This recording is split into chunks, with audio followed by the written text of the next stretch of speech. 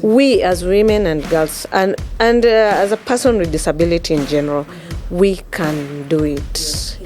We are capable. In the Maasai community, as I said previously, that there's a lot of stigma yet. As a woman and a girl with disability, whatever they undergo, it's them to speak out.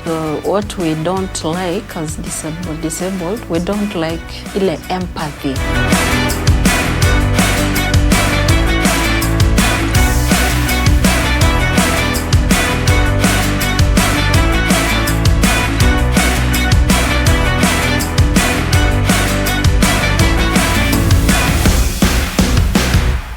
Hi, my name is Susan Grease and welcome to another episode of the Strevo podcast. I love the discussions we've had in previous episodes where women have said, listen, if we're not being brought to the table, we either go to the table by force or we either bring people to the table or take the table to where they are. I love it. And this morning, I'm joined by an amazing panelist of beautiful women. You're looking gorgeous. I'm going to give each one of you an opportunity to introduce yourself for the people who are seeing you for the first time. I'm going to start with you, Josephine. Okay, my name is Josephine Sharrar.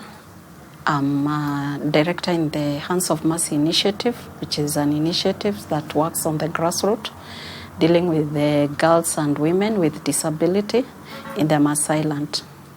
All right, thank you so much. Halima? Thank you so much. My name is Halima Sharrif, the director and founder of Women of Hope Able Differently, an organization working for women and girls with disability in Kajiado County. All right. Thank you so much for joining us today. And today we want to unpack matters knowledge when it comes to climate change and participation. And you know, they say knowledge is power. So meaning if you don't have the knowledge, maybe you don't have much power. And we're having this conversation so that we can empower women out there, telling them you can join the table. And maybe I'll start with you, Halima. Thank you so much. I feel the impacting for women with disability at the grassroots is when they are given the safe space to speak out, to seek knowledge, and also to make decisions as women and girls with disability in the society. Yeah. I'm thinking of those, Indigenous communities zenye tunaona ni kama zimesahaulika kidogo. But you know, when it comes to climate change, sio kidogo, wamesahaulika sana. Kabisa. Yeah, but now we want to, like you've said, bring them to the table, and we're wondering what can we do as a society so that we make sure we are reaching to them. What should be done is involving them, reaching them out on awareness creation, bringing them to such meetings like the ICASA conference, so that they can speak for themselves, because as a woman and a girl with disability, whatever they undergo, it's them to speak out. As my colleague can agree with me, in urban, a lot is going on. They attend conferences, they attend meetings and trainings, so they are somehow empowered than the Indigenous women with disability. So for them to have the impact, they should be given the chance and the space. Mm-hmm. Yeah. All right. Thank you so much. Josephine, let me come to you. And we believe that for there to be change, we need to start doing things differently. You know, if you do the same thing, same way, same means there won't be much of a change. And there's something you're telling me about the Maasai community before we started the show that I would love for you to share with the viewers, some of the things that you're changing, the narrative you're changing in the Maasai community. Okay, in the Maasai community, as I said previously, that there's a lot of stigma yet, because even accepting to bring this child, before even talking about to the table, you have maybe to make sure this parent first accept the child as a normal child that she has given birth. So there's a lot what we, like for example, when I started this organization, I go to the rural areas, showing them working as an example. I myself, because I'm physically challenged, trying to create awareness, telling them that, you see now, if maybe I was hidden as a person with disability by my parents, there could be a problem. I could be maybe still independent with a parent, or I could not be somebody like the way now I am. So we are trying to tell them, bring them out. We register them as persons with disability, trying to group them as groups because, dealing with an individual might be hard. So maybe trying to bring them together, trying to get some counselors to counsel them so that they can get the acceptance of the child that they have and treat this child as normal, and trying also to place them. Maybe, there are those mostly right now it is of cerebral palsy is too much. So maybe at least we work with the Ministry of Education, trying to assess them, knowing where they can be placed, because you cannot, most people take it as like helping a person with disabilities, bringing them food, clothes, which will not be, it's not viable, because maybe you need to make this parent know that this child can come out of her hands.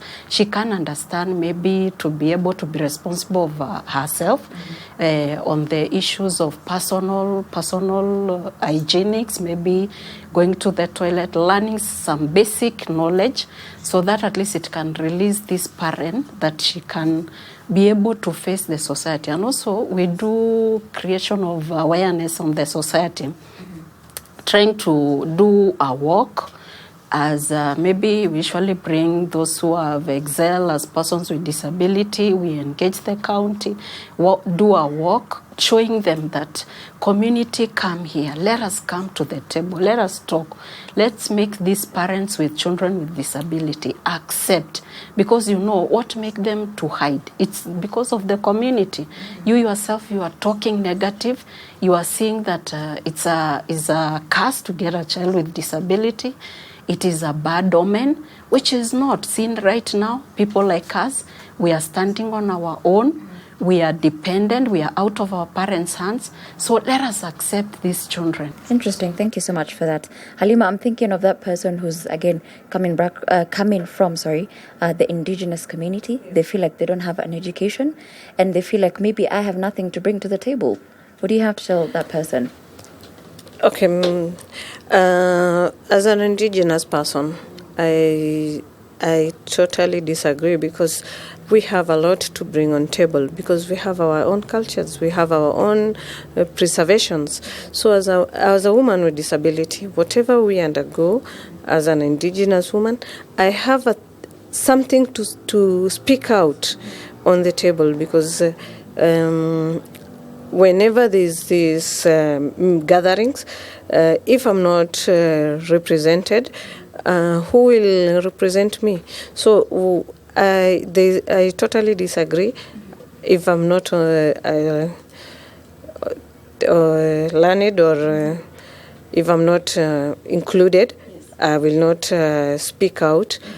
I have a lot as a woman with disability, as an Indigenous, to speak, because we have our own cultures, we have our own reservations as women, and we have things which we suffer and we experience from our culture and Indigenous people. All right. As an Indigenous person. Yeah. So when you look back, let's say maybe 10 or more years back, is there any particular experience you went through? Sure. 10 years back, we were still left behind. We still had the stigma, not represented, and also the discrimination. But as we are speaking, as per now, things are changing slowly, adapting adapting the systems, coming out, speaking on what is affecting us. So there's a change. There's a change. Yeah, there's a change. And but I'm still, more is to come. More to come. Yeah. Okay, great. Josephine, given the community you come from, did you at any point experience some form of stigma? And how did you come out of it and decided, you know what, I'm not going to allow this to define me. I'm going to snap out of it and I'm going to start changing the narrative for my community? Okay, yes, there is a time because, growing in such an environment, the Maasai, even the names, they give names which really demeaning you, and they make you like you are nobody, because in the Maasai land, I'm sorry to say, they relate you with, let's say, for example, hyena. If they call you, they say, or ngojine. Ngojine, so ngojine, it means hyena. Either they call you maybe ngogi, yani that is a curse. It's a curse. This is a curse. So it really sometimes give you stigma, because even standing, when you just walk up, maybe to walk, everybody is like, whoa. I'm sorry. So they start making your self-esteem might go down, because you might even not, maybe you might go somewhere you want just to sit, because when you wake up, everybody is like, what? Paul. So you feel so much like you are not normal. You are like, am I not a normal child? So, but when I came to, because, I myself, I grew up in, I got to the missionary who helped me in my education. So she was trying to show me that I'm just normal. I'm just a normal child. So when I used maybe after I grew up, in 10 years later, I was trying to show people, maybe don't refer us as hyena, don't refer us for example, right now, I'm confident of my disability. I've appreciated myself. So sometimes people say, hey, you are like, you are proud of it, because I say, even I just can't walk. I'm not limping, or I'm not the way you are saying, like they walking like a hyena, what you say. Me, I'm beautifully, I appreciate myself. So accept that we are not the way you refer us. So you have to change the narratives of calling us bad names, because those bad names, if a person doesn't have a strong self-esteem, you will end up maybe despising yourself, not even able to take a step. But the moment that I discovered that these are the things that maybe might hinder me to go on, because even right now, to shock you, maybe I went driving. I can drive a car. So there was a time that I visited a community. I drove a car. Well, just recently. And when you come out, everybody is like, oh my God. Oh my God. It's only God who is driving this car. So I tell them, every car on the road is being protected by God. Even it doesn't matter that you have two legs, God is not in protection. So if it is even me, so they have to come into my car. How are you driving this car? So they are trying to see, how am I maneuvering? Yeah. So I accept myself. So even I make jokes, I just tell them, just come in, see how, move there, we come here. So at least to heal the mentality of people that we are not able. Disability is not inability. Thank you. As she has said, if we accept ourselves, we show the community we are not a curse. We are not, because with the culture and norms, we are called curse or bad omens. Mm-hmm. So speaking out and giving our community the sensitization, letting them knowing we are not a curse, it is coming up slowly now for people accepting us. Yeah. And also to add on it, the stigma you said that what stigma did you had experience? Maybe in Maasai land, they give out girls for marriage at an early age. But to me, when I got, and others get pregnant at an early age, so you are being told, hey, and you, make sure you learn, because like your parents, they they they harass you with that. You are disabled. So no one will marry you at the first case. If you get pregnant, then it will be a problem because you cannot even carry your child. So that thing hit me, and I say, this home, I'll have to work hard and come back with the force that I'll be better than even those they think that they have 2 legs. And that made me to study hard and to focus ahead, knowing that it's only through this education that I can change the narrative. Mm-hmm. Yeah. Thank you so much for adding on to that. And yes, just adding on it because she has mentioned about as a woman with disability. Adding on it, as a woman with disability in the Indigenous community, you are left out. You're not like any other woman. So with coming to gender-based violence, sexual reproductive health, it's totally shut down. Even if you are abused, physically abused or sexually abused, if you speak out, people like, that person did this to you, is also cast like you.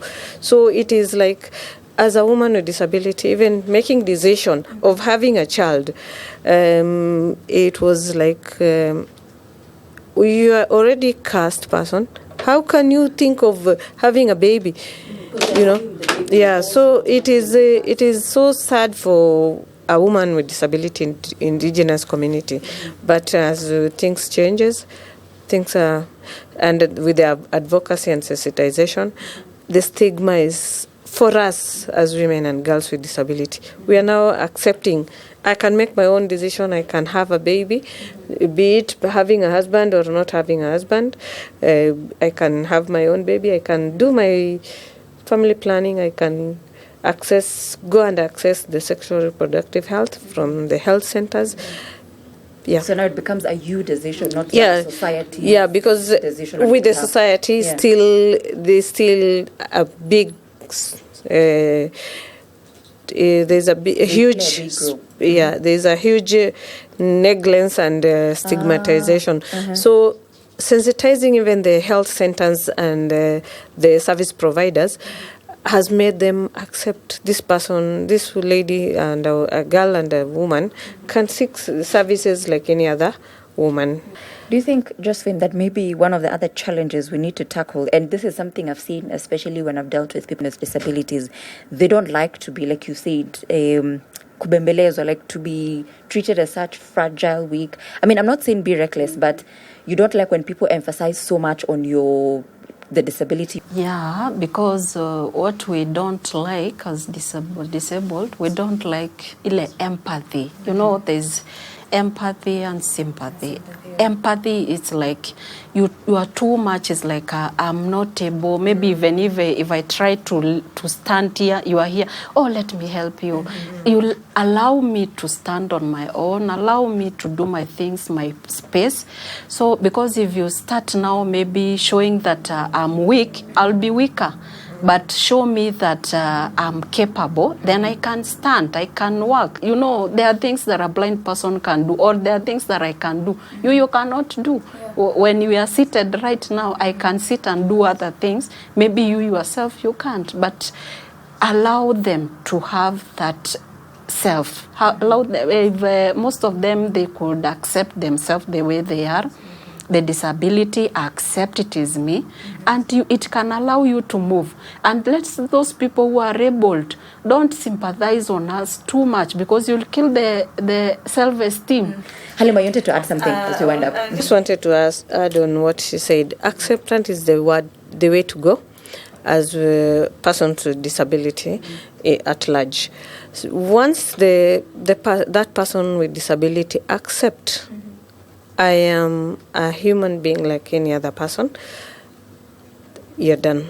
And she has said, doing whatever the sympathy or the empathy, it's not going to work. Me as a woman with disability, I vied for Women Rep 2022. And whenever I was campaigning, people were empathizing with me, sympathizing, even the leadership themselves, asking me, wewe tutakupatia ya nominated, hiyo ya elective seat, wacha huyu mama tumsupport aende akatafute kura, wewe tulia tukupatia nominated. So it is not only me to accept. Me, I accepted as a woman with disability. I can make it to the elective seat like the other women's. So even the leadership and the structure, let them also accept we as women and girls and as a person with disability in general, we can do it. We are capable. I love that. You're a go-getter. But now, as we now bring this to a close, let's say we have gone back to the village, we've empowered these women, we have told them, get out of that shell, you are able, we are bringing them to the negotiation tables. Are there opportunities? Is there room for them on those tables? Yes, there's room. There's room for them because, as you previously asked Halima, that about they are not learned, they are not educated. That does not matter because the way now disability is being included, at least inclusivity, you are allowed to come with an aid. You are allowed to come with someone to translate what you are talking, because it's just like a person who is a deaf person. He is allowed to come with a translator, or a blind person comes with a translator. The same as maybe a woman with disability who is not learned. It's good that we bring them to the table also. It doesn't matter whether they are not learned. Through their culture, through the way they speak, there's someone to translate what she's saying. And maybe that is when now we are hitting the nail, because this is the person who is the real person who is being affected. Now, telling how the shoe pinches, because when you are in the interior, you can just face so much challenges, because the way of transport is a problem. The way of mostly in our culture, most of the things is walking. Yes. Walking to the road, walking to whatever. So there are so much challenges, but we can bring them to the table. Let them come. Let them speak on their own language. It doesn't matter the culture you are coming from or you are not learned. Because if we start saying that then unlearned will not be on the table, then we are not now inclusivity. Inclusivity, there is a gap, because we should bring them, let them come. And that is now how we can change our cultures, change our perspective on disability, because we have brought someone from either central in the interior part, Maasai who are too much on stigma, to the table. Let them come. Well, it doesn't matter how they wear their culture. Let them come on the table and bring their ideas, and that will bring now even how policies are being made, how the inclusivity is being done, that it will now at least reduce the gap of the urban and the rural people. Yeah. Okay, that is very beautiful. Thank you so much. That is Halima Sharrif and Josephine Sharrar. I said it right. I learned a bit of Maasai while I was there. I know Asheoleng. Asheoleng. Yeah, it means thank you so much. And thank you also for keeping us company here. Remember, we can never exhaust these conversations, and these are conversations we also need to normalize even outside or away from this podcast. My name is Susan Grace. I'll see you in the next episode.